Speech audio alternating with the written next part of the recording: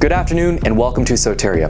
This video is part 2 of our series on prepared citizen gear setups. Today we're going to be discussing the military and their different gear setups, their different positions and jobs, MOSs, and how that affects their gear. Hopefully we can glean something from how the military does their stuff so that we as civilians can figure out what best works for our situation.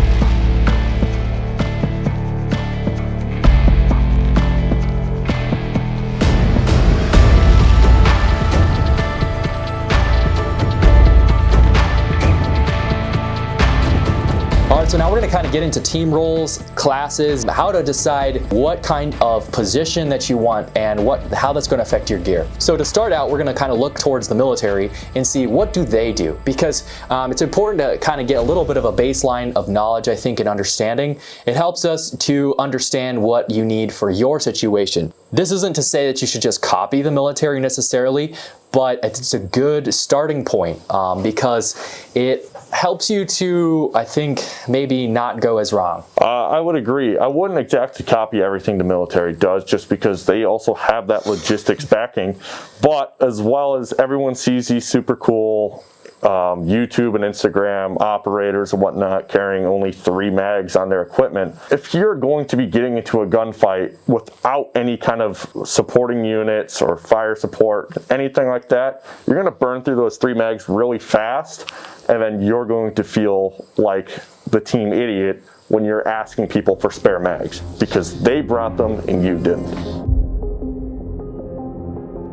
Yeah, so the first category in the military we're going to look at is the infantry squad or infantry fire team, platoon, whatever. Now there's some very specific roles and Nigel has a lot of experience in some of these different roles.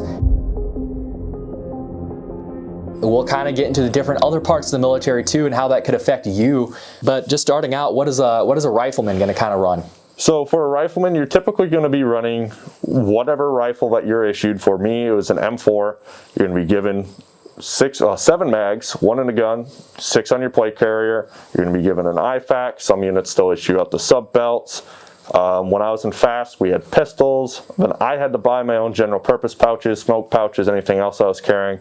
But the reason for this is that the rifleman is a pretty general purpose kind of role, because your job is to locate, close with, and destroy the enemy by fire and maneuver, or to repel the enemy's assault by fire and close combat. However, when you have your pack on you, you have to keep in mind that because you're a general purpose role, you might get flexed into other areas. For example, are you on the aid and litter team? You might be carrying additional medical supplies, a litter, anything else that you would need to help stabilize a casualty.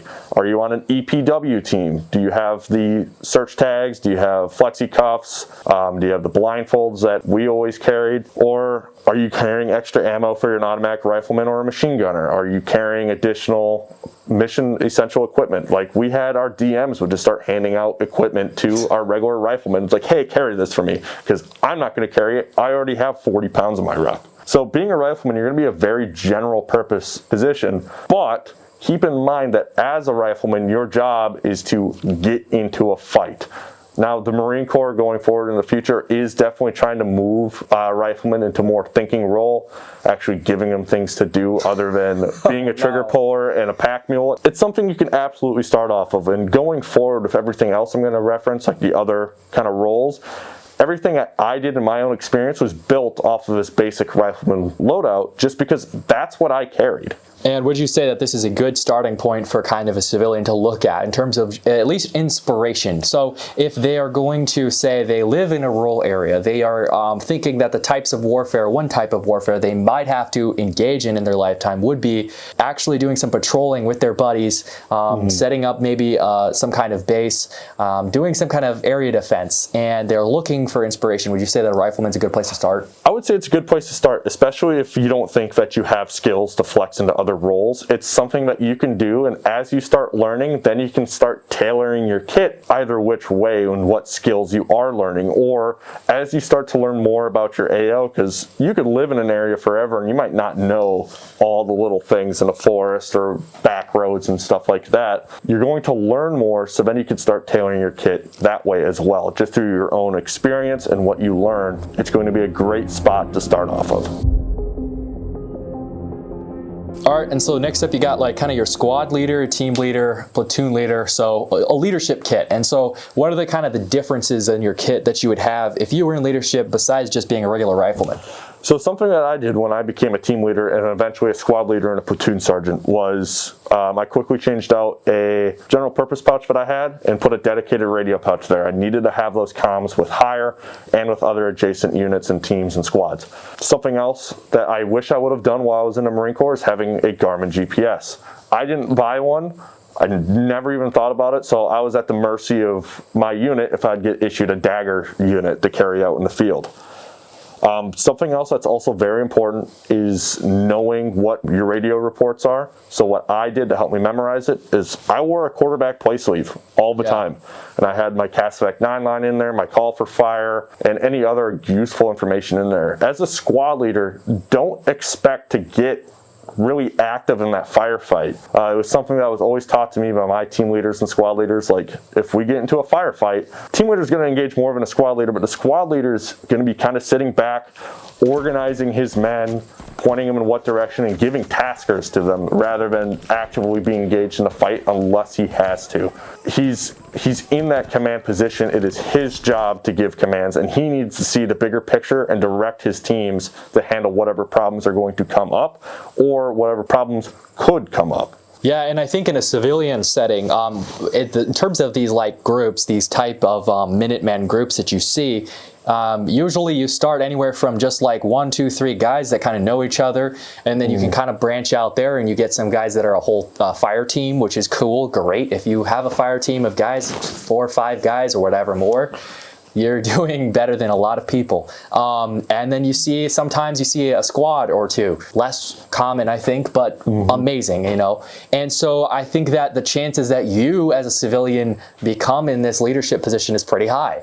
Because if you have to call your neighbors together or your buddies or whatever, and you do some training prior or even during an emergency, you're probably going to kind of be in charge, right? Because you're the guy who actually took the steps ahead of time to prepare, to train, to get some of the gear. Hopefully you have some extra gear to help other people out, but at the same time, you can't always expect people to perform very well with things that they're not trained in. So that's risky and completely up to you, whether you want to give a loaded firearm to your neighbor or not. But all that being said, I think that the chances are pretty high that you would be in a leadership position in terms of at least a fire team leader. So let's go ahead and get into the automatic rifleman or machine gunner, light machine gunner, whatever you want to say.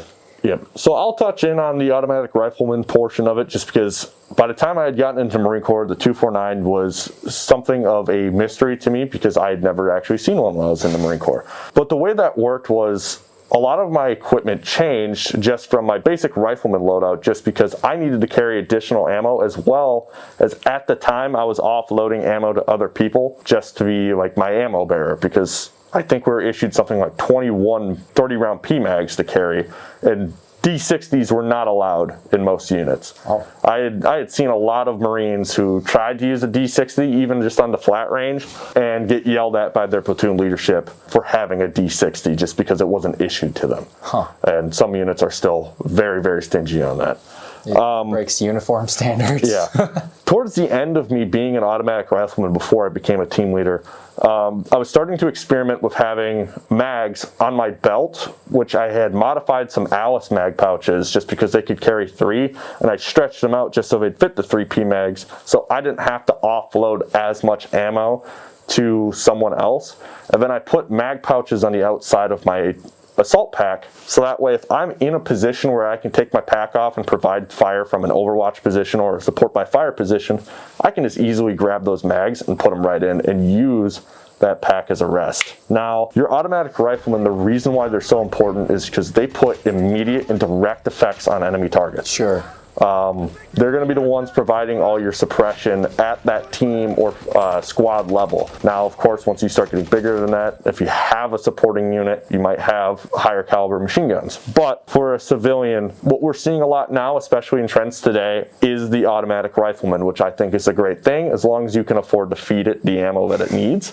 But like I said, they put immediate and direct effects on the enemy targets. It's going to suppress them and allow the rest of the team to actually maneuver onto that target. Right. Say you have a pair of IARs, that's when you start getting into some of the machine gun theory of like talking guns and a bunch of other stuff, pick 'em deep, which a lot of machine gunners love to chant out to me every time I talk about it. The automatic rifleman is absolutely a role that you could see yourself flexing into. Just keep in mind, you're carrying a lot of ammo, make sure you can actually carry the weight.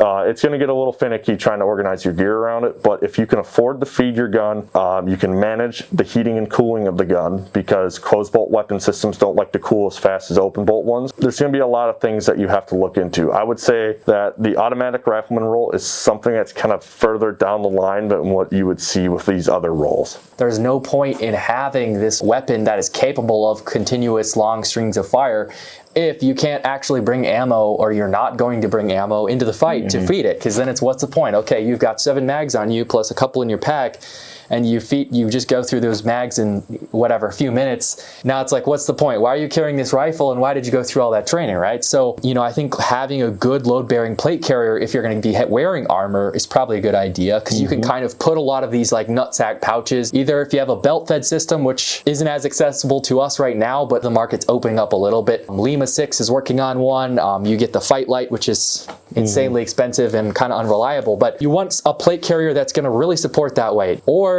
load-bearing equipment, so like a LBE or Alice type rig is good if you don't care about armor as much, or if you have a slick plate carrier, because it kind of puts that weight down here, and a lot of those pouches, they are really massive. You can really put a lot of stuff in them. All right, so next up we got Grenadier. I'm not sure quite how applicable this is for us, but what do you got on this? As for Grenadier, the only time I was really a Grenadier was when I was also a squad leader at the same time. Light Armored Reconnaissance Battalion I was in, they just made all squad leaders carry a 203. So in a civilian sense, what I would typically be looking at is what's available to us. So we have these 37mm launchers. They might have a range of, what, 100 to 150 meters. What you're typically seeing is smoke munitions and flashes. You can use those smokes for obscuration if you want to blind an enemy target so you have freedom of maneuver, or if you want to be able to use smoke for signaling, you can use flashes for signaling. But beyond that, you're not going to have like an HEDP 37mm grenade as a civilian. It's just not really applicable to us. So for the Grenadier, again, just like the automatic rifleman, I'd say that's pretty far down the pipeline of equipment that you're going to be looking at, as there's not a whole lot of application to us at this time. As far as Grenadier kit, you'd say that usually pretty much just be a rifleman, except maybe you have a way to retain your grenade launcher if it's not mounted on your rifle, and then also you probably would have some kind of bandolier, right, with all of the grenade munitions on there. Absolutely. So if you don't have a undermounted grenade launcher like the 320s, what I've seen becoming very popular, especially in the Marine Corps, is you can get almost like a pistol holster for the 320. And it's a pretty neat thing to see. Another thing I've also seen is people having like a bungee cord on the little stock that the 320 comes with, and mounting it back here like a breaching shotgun, and then pulling it out as they need it. As for the munitions, what I did is I went with a wide general purpose pouch on a cummerbund that had Velcro on both sides on the inside, and I just put 40 mic inserts in there. And I just had them stacked. And I think total I carried like 9 40 mics. But the first time I got to play around with the 203, the 40 mic munition actually came in these bandoliers, and I had 2 of them tied around my waist, kind of just above my belt, and that's just how I carried all my 40 mic. But being able to carry as much 40 mic as you can is kind of important, just because, yes, you have your rifle, but your role is the Grenadier, so your team leader and squad leader is relying on you to use that grenade launcher. All right, so next up in the infantry squad roles, we have a designated marksman or DM. So what do you have to speak on this, and how does it apply to us as civilians? So DMs are absolutely something that can apply to civilians. A lot of people, when they're starting to kind of get out of that general purpose rifleman role, tend to flex towards a designated marksman. It's not too far different. You're just using a more precise rifle, and maybe you're going to a different caliber. Maybe you're going to 308 or 6.5 Creedmoor as opposed to 5.56, which there's nothing wrong with using 5.56 as a designated marksman cartridge, just because the Mark 12 is popular for a reason. But that designated marksman is going to be able to take those precise shots on a distant target that your typical rifleman might not be able to take. Something else that comes with designated marksman as well is a lot of heavy leaning into the observation side of things. They almost become the team's reconnaissance unit. Yeah. So our DMs that we had in FAST were very, very heavy on doing 99% observation and 1% actually being a marksman. Going into kit for a designated marksman, in the Marine Corps, we typically had M110 SASs, and since we didn't have really exact kits for it, a lot of our DMs would have their typical rifleman loadout on them, and then would slide the magazines for M110 SAS into a kangaroo pouch. Thankfully, civilians, we have the option of not needing to do that. You can go with something like a placard or a chest rig that's meant for a 308 cartridge magazine, if that's the route that you go. And then keep in mind that you're also going to want a higher magnification optic on your rifle as well. And just because you have a high magnification optic on your rifle doesn't make you a designated marksman. There's a huge skill set that's going to be going into that as well. But it's your job to take those precise shots on targets to kind of effectively keep the enemy's key assets from arising. So for example, what we had our DMs kind of prioritize on were enemy snipers, RPG teams, stuff like that. Something that we couldn't quite engage because they were too far out of the typical engagement distance of your rifleman. All right, and then next up we got engineer and breacher. So this can apply to us as civilians, I think, in some senses, and others very much not so, because we can't have the fun things. So what would you say about this? Something I'd absolutely learn, and you don't even have to be the team breacher to learn this, is work with your local fire department and learn how to mechanically breach. They are, in my opinion, the kings of mechanical breaching, using a Halligan tool, sledgehammer, all sorts of different tools to actually get into places or get out of places. A lot of people don't think of breaching as trying to get out of a building or anything like that, but in an emergency, using those mechanical tools to get out of a situation is also just as important. So my experience with mechanical breaching and whatnot comes from my experience in CQB school. So on top of teaching us how to room clear, they also taught us how to breach doors. Now, we only stuck to mechanical breaching with like the Halligan, the sledgehammer, there's a tool called the Thor's hammer, and the battering ram, but we also learned how to shotgun breach, which is also still in the realm of possibility for civilians. What we used were Mossberg 500s with pistol grips and then the standoff muzzle device. I'm not entirely sure what munition we used inside the shotgun, but it wasn't the lockbuster rounds. I think the schoolhouse was too poor at the time for the lockbuster rounds. They just handed it to you and told you to go? Pretty much. They just handed us a shotgun and it's like, all right, you're going to do 45 and 45 on the door mechanism and let her rip. And it worked great for us. There's always the topic of explosive breaching, which is what everyone wants to do. It's super cool, it's super neat. Two things about explosive breaching. One, good luck getting the explosives. And two, do you actually know how to apply said explosive breaching? Do you know what the RE factor of some of these explosives are? Dude, there's so much to memorize. Are you aware that the fact that if you are caught by that blast in any way, shape, or form, you're probably going to have a TBI in the next year? My only experience with explosive breaching was working with Navy EOD and the Spanish GEO during a training operation in Spain.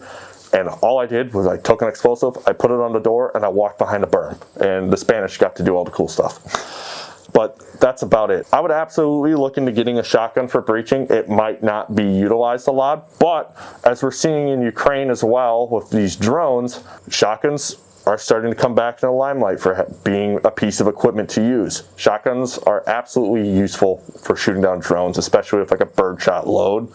Anything that can disable that drone before it impacts. That shotgun can kind of be dual purpose for breaching and taking out drones. And I think along these lines of breaching, I think that covert entry methods are probably a little bit more almost applicable in some ways. I know there are some very good courses. I very much want to and plan to attend a cloaked entry course over on the East Coast at some point. Lockpicking tools, all that types of stuff, shims. I think that's a good thing to know, good thing to have in your wheelhouse, because you don't even really need equipment for that. You know, most of that is knowledge and just everyday items.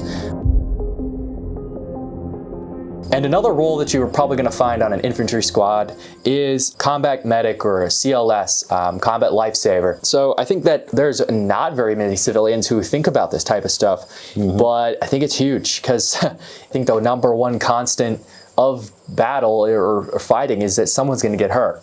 Someone's probably going to get shot. What do you know about this from your experience, and what have you seen, and how does this apply to us? So I don't have a whole lot of experience being a combat medic, or as we called them in the Marine Corps, corpsman, just because that wasn't my job. The Navy gave us all our corpsmen, but we did have COS Marines, which worked very closely with our corpsmen. Now, because I don't have a lot of experience to talk about this, I asked my resident medicine man, as I call him, our doc, about his experiences with it, and this is kind of what he told me. And he kind of gave me more of a kit side of things, but the amount of knowledge this man has, especially given his schooling that he's been doing, as well as like his experiences, has been phenomenal. But before I read into this, I will say that having that combat medic in your kind of arsenal is going to be huge. Someone gets wounded, he gets him up into the fight, or stabilizes him before he goes off to higher care. So say you're in a firefight, someone gets wounded, maybe it's a gunshot wound through the abdomen, or it's close to an artery. That combat medic's job is to stabilize them and then get them to a point where they can be casevaced out and brought to an area for higher care. Say you have a local hospital that's willing to treat whoever that patient is. That's going to be very, very important. Now, going into some of the kit, like what my doc told me here, is his sustainment pack is the same as every lineman. 3-day standard rifleman kit, mostly the same for kit as well with the loadout as a rifleman.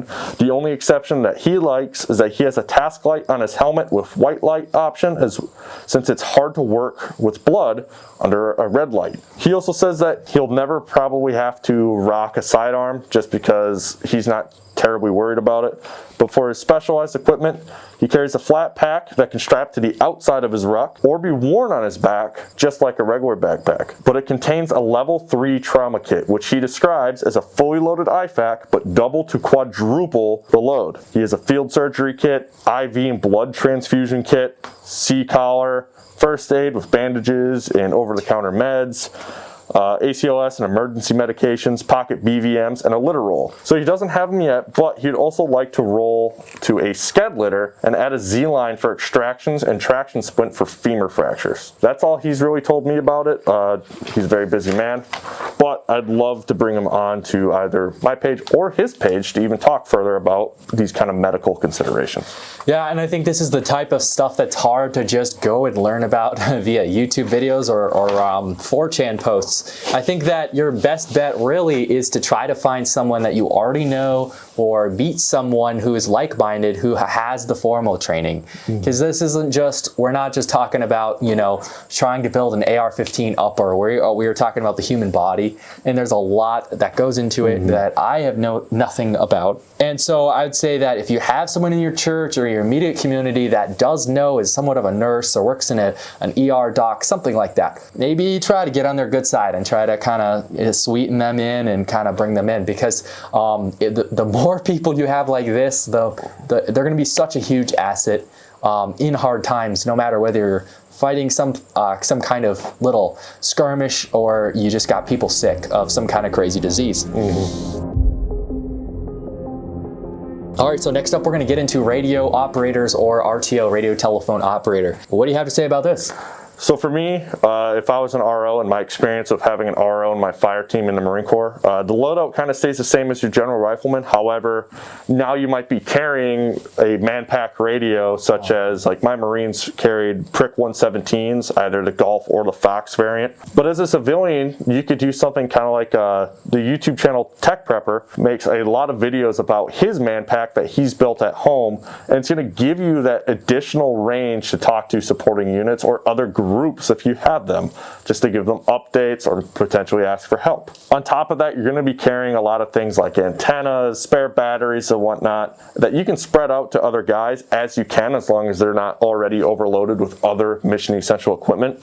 But it's going to be your job to not only have that, and having that good communications, like a working radio and having the distance for it and all the equipment you need, made life super easy coordinating these missions together. Yeah, and I think that anyone, everyone has Bale things, everyone has GMRS and walkie-talkies and stuff, but you got to bear in mind the limited range of that, right? That is only within a very small area of operation. When you are out in the woods with your buddies, then you can communicate with that. But outside of that, you can't reach anyone besides cell phone and all stuff like that. So, say you've got a group of guys across the state, if one of those guys is the RTO and he has a ham radio up, an HF radio, and then you've got someone in your group that has an HF radio, now, if you need to contact him for some reason, you have predetermined times and frequencies, you can actually reach those people across the state. I think that's a huge asset. And so to have somebody on your team who really understands the tech side of things, I think the RTO role can also flex into more of the technology in general, right? Your RTO can set up your ATAC systems if you have that. Your RTO can help you to kind of harden your computers and some of your stuff to make it not less vulnerable to attacks and stuff. Do you have anything to say on that, or? I don't have much to say on that, but I will agree, helping you set up an ATAC, as well as if your group is running Meshtastic and those kind of data uplink nodes and whatnot. There's an excellent video that came out recently. I can't remember what it was, but a guy basically made an MPU-5 for about $100. And it's such a game changer for groups like ours, because it gives us that connectability between each other without having to worry about cell phones and internet and stuff like that. All right, so then the last one we got on the list is kind of an anti-armor specialist, and I don't think that this necessarily applies as much to us, but what have you seen from your experience in the military, and what do you think about this applying to us as civilians? What I saw in the Marine Corps, of course the Marine Corps when I first got in had the Assaultman MOS, but now that is gone. They are extinct, RIP. In terms of anti-tank, the most experience I really got with it was shooting an AT-4 at a long dead tank in a Bulgarian field. Oh yeah. But as we see kind of moving into Ukraine and whatnot, into developments of the United States military, we're starting to see a lot of emphasis on things like the Gustav kind of recoilless rifle coming back in popularity. It was kind of touched on a little bit by a lot of Special Forces guys back in the day, but now everybody wants it, as well as just how much mechanized and armored vehicles are coming into play in general. You look back in the 90s and the 80s, there's so many light-skinned vehicles because they weren't really meant for these assaults, but now almost every vehicle is armored to some degree, and you're going to need methods to engage and destroy those targets. Now, as a civilian, I would say that you're heavily limited, but even that's an understatement. Getting anti-armor capabilities is near impossible as a civilian. You're not going to be able to buy a LAW or an AT-4 or a Gustav. Now, of course, there are some mad redneck scientists out there who might create something like that. You might have to go to less destructive means to disable enemy armor. For example, you can take out the engine by, say, hitting it with something like a 50 BMG round on a light-skinned vehicle or moderately armored vehicle, if you have that capability. Or I've seen people take oil-based paint, fill a water balloon full of oil-based paint, slap it onto somebody's windshield. You take out all their visibility. You can disable a vehicle without killing a vehicle, and as a civilian, that's going to be your most likely avenue of taking out, as like an anti-armored specialist.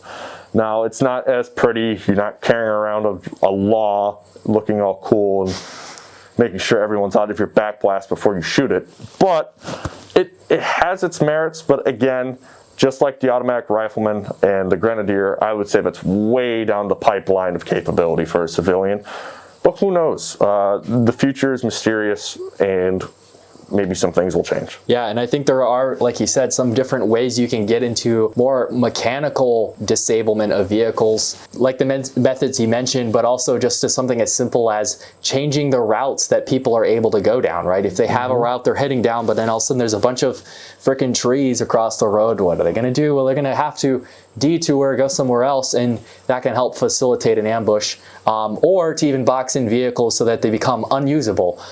You could set up different kinds of mud traps and stuff so vehicles get stuck, and I think there are different ways to disable tracks and tires and stuff like that. I don't have much experience there, but I'm sure that there is information to be studied and learned, especially if you have a guy on your team who has experience in that area. That's great.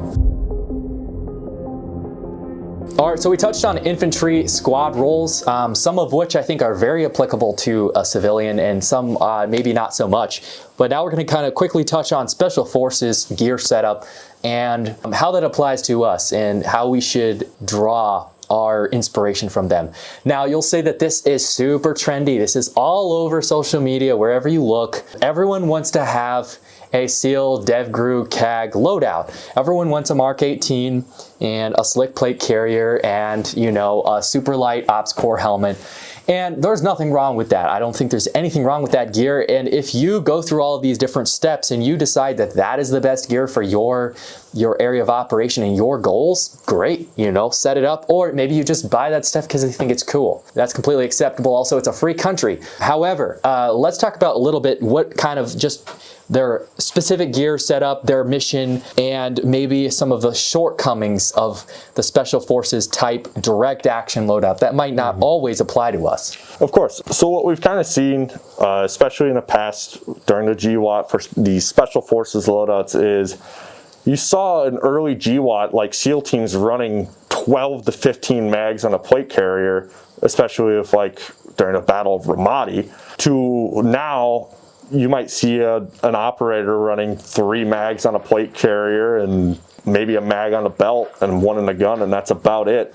And the reason why they've been able to do that is just the availability of supporting units and that kind of superiority over the battle space. In my opinion, that's also not really applicable to civilians, as we don't have that superiority over the battle space. You don't have those supporting units. And if you catch yourself into a gunfight that you can't fight your way out of, you're going to run out of ammo very quickly. And it's going to be a very bad time for you when you're standing there with an empty rifle and a team of people are coming at you with fully loaded mags because they prepared and you didn't. Another thing as well is their kits are based on very direct action being dropped on or near an objective, moving to it, hitting the target, and then leaving.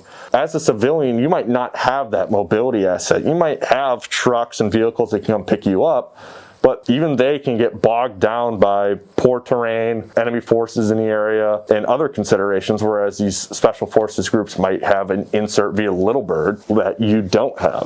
End of the day, if you go through your MET-TC and all these considerations and you look at the special forces gear loadouts and you decide that's what you want and that it's best for you, so be it. You've made that determination, and maybe through experience of using that kit, you might start to think otherwise, or it might be the best thing since sliced bread for you. It all depends upon your AO, what kind of mission you want, how visible you want to be, and what you are actually doing. Yeah, I think a lot of what people think of as a Special Forces type direct action kit, it's kind of made to control the fight, have a small fight, confront that fight directly, and have it very quickly, and then it be over.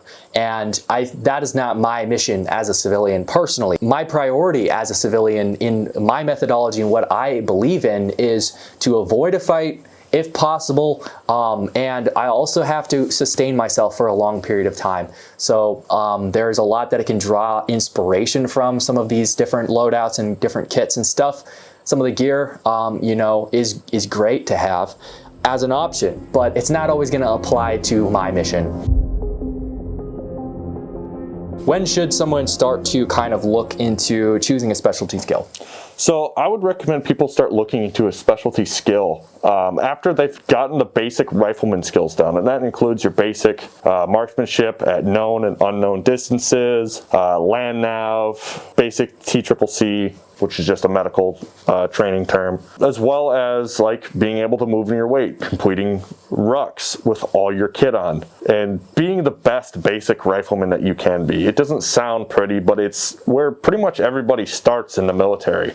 And then as you go on, you'll start to see it's like, well, when I do these trainings with my guys or alone, or heaven forbid you actually get thrown into operations, you'll start to learn what you're typically doing more of, and that will give you an idea of what skill set you should start really leaning into. I started leaning into reconnaissance just because I knew that there's a good chance that if I get into a direct engagement, I will not have the assistance I need to actually win that gunfight. It doesn't matter how good you think you are, there's a good chance I wouldn't survive. So reconnaissance has kind of been my thing, and it's not a bad way to go. But going more specifically into the roles, I would definitely start looking into like, okay, do I see myself engaging targets at a further distance? Maybe I should start looking to a designated marksman role.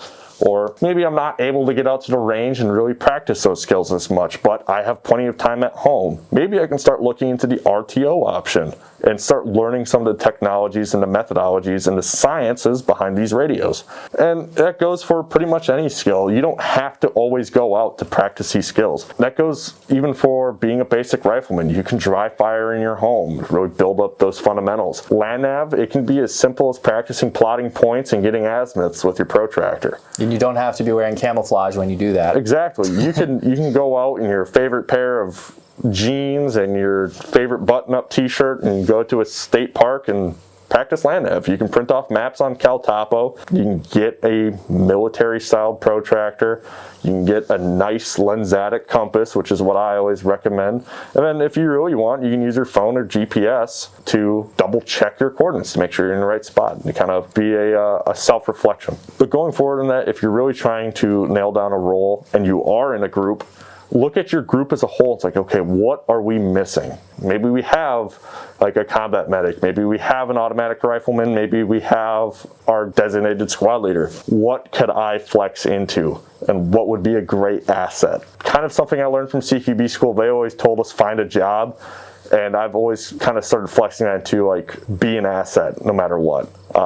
Find a job. If you're not doing anything, you just cleared a room and you're ready to move on and the rest of the team is already moving down the hallway. Find a job to go do to help them out. Cover a sector, cover a buddy, eliminate a threat if you can.